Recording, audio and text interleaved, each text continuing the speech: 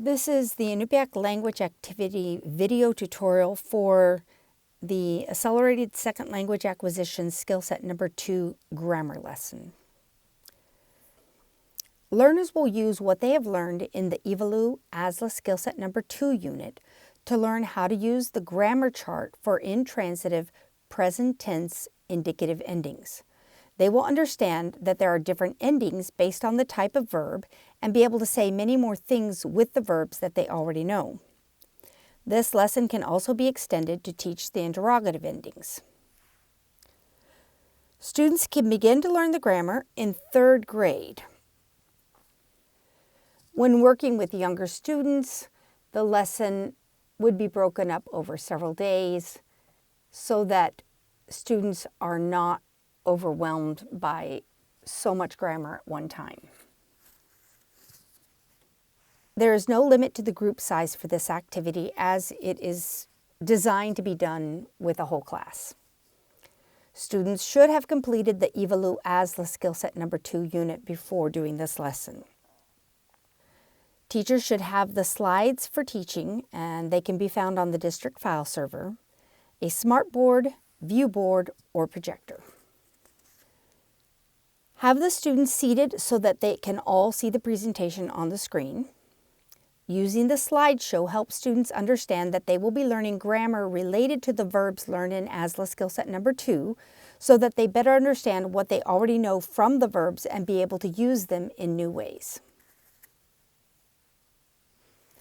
Explain that Iñupiaq verbs are written as verb stems and cannot be used in a sentence till they have had the appropriate ending added. Use the example in the presentation, but ask the students if they have other examples to share of places where people use Iñupiaq verb stems in English conversations. All right, so in your Viva, you've already learned many of the verb stems, which describe what a person or thing is doing. So like, bangun, akbatuk, what else? Aganak, hovesuktok, things like that. Today's lesson will be over what's happening when you say these things. So when you so here's the example here would be when people when people fall, they mix English with our Iñupiaq. We always use all the Iñupiaq verbs like I katak. What else do they use? This one's a funny one. I nilek, right? People will be like, "Whoops, I nilek," but they don't say nilek tunga. They don't ever say that. It's like I nilek. But in when you speak full Iñupiaq, this would become, instead of I katak, it would be katak tunga or katak doanga. Katak doanga. We are adding a little suffix here. Remember when we did the little whiteboard games and we were adding lu? That's the same thing happened here with doanga. And today we'll play a game where we start to practice using these endings here that makes a word into a sentence. So if we were just to say katak, that just means to fall. We're not saying anything. It's just a statement pretty much. It's no sentence. It don't really make sense if I just went up to you and just say katak. Right? What?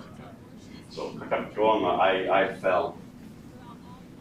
Go to the slide that shows the verb stems from ASLA Skill Set Number 2 and have the students call out the correct endings that they learned in Evalu.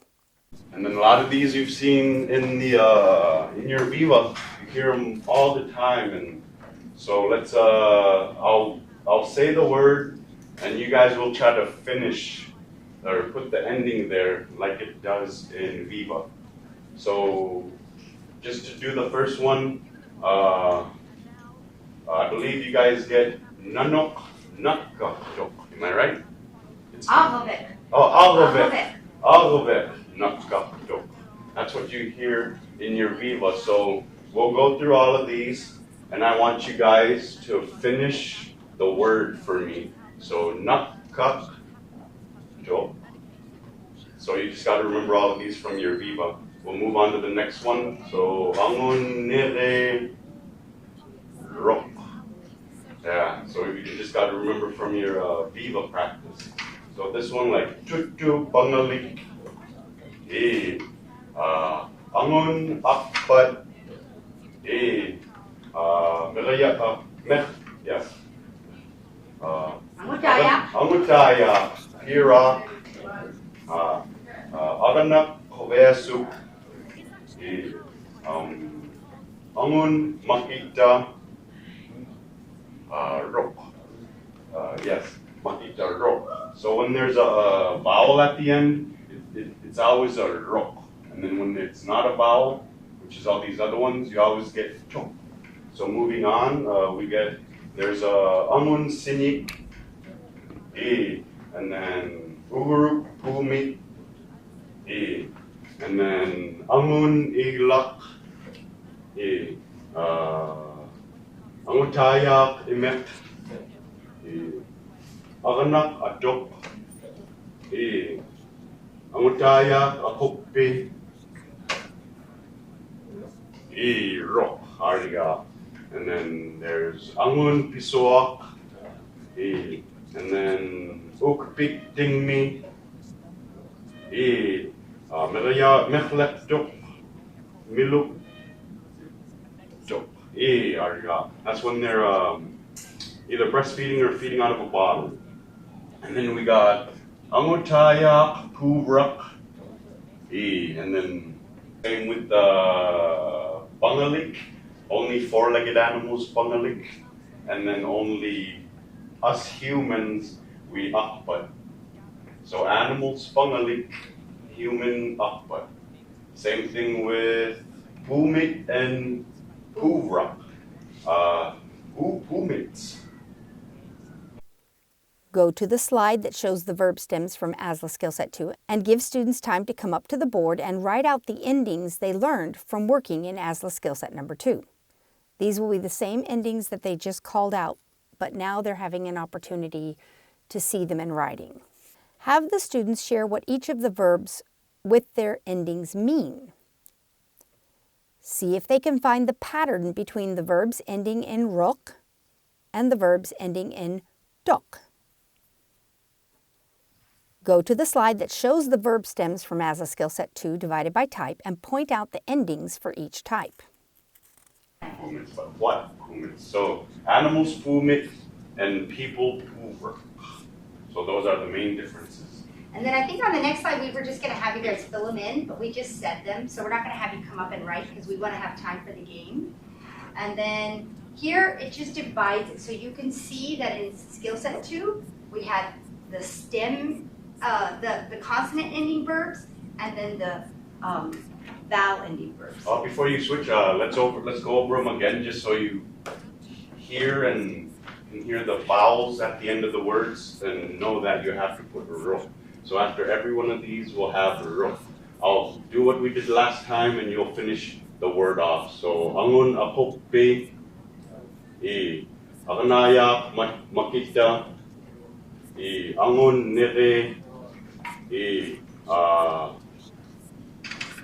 forgetting the word of the raven. Or tulugak. Tulugak, tingming. And then we'll do a couple of these just so you understand the drop or drop piece. So we had Agavek, Nakgak, Angun, Akbat, Angutaya, Pira. So that's how that works. And you can show them the chart. Okay. Show the students the grammar chart with all intransitive present tense endings and show them how to read the chart by going over the third person singular for some of the verbs they just practiced. So when we speak, what we were just doing, so when we add the jok, we're adding a whole suffix onto there, which is third person singular when we say like akbat jok. So we're adding these letters. The only reason the slash is here, you know how you were changing it to rok with the vowels at the end of the word? That's what's happening here. So when we said angun akbat jok, we're referring to a third person singular saying he, the man, is running. If it was a woman, the only thing is in your mind you would say she is running, but you use that same jok every time. And then when you go to dual, they're tuk, like we do with neakogalu, isigagalu, anneranyak. Remember that one? When we end the word with tuk instead of tuk. That's why we have a K at the end, because we're talking about two things. And then when we talk about three things, it would be like angutayat, angutayat, pirak, tut. They are playing. So this is a little rule here that you can use to use the suffix here. That's all that is. Show the students how to read the chart by going over how to create the second person singular for some of the verbs they just practiced. Have the students practice using the chart to write out the second person singular for some of the verbs they just practiced. Make sure they understand what it is they are now saying when they add that second person singular ending. Show the students how to read the chart by going over how to create the first person singular for some of the verbs they just practiced. Have the students practice using the chart to write out the first person singular for some of the verbs they just practiced. Again, make sure they understand what it is that they are saying. When doing the first person singular, there will be some silly verb combinations, as humans do not run on all fours, and the verb used for swimming for animals is different than that used for humans. Finally, explain the bottom part of the chart and give examples of verbs that have a strong I followed by a T. Those will end in the chok ending or chunga ending, and those that have a strong I followed by a Q. Those will end in sok or sunga. Students should already be familiar with some of these verbs, as there are weather terms that have a strong I followed by a Q and emotion terms with a strong I followed by a T. As a follow-up activity, you could have students go through the dictionary and find verbs and show them how to know if a verb is transitive or intransitive. Be sure to explain that these endings that they have learned will only work for intransitive verbs. Help the students identify which rule they will use for adding endings to the verbs they find. As a secondary follow-up activity, students can use the interrogative endings charts and learn how to add interrogative endings to the same verbs that they already know.